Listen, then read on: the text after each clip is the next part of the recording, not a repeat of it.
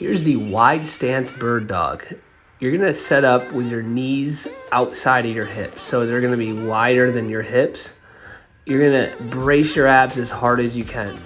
You're gonna reach out, opposite arm, opposite leg. And when you do that, you wanna try to avoid any sort of lower back extension. That's gonna look like the lower back dipping as you reach out. You're gonna keep the abs as tight as possible when you let go and you start to reach out, and you're gonna fight and resist any sort of rotation and extension in your low back.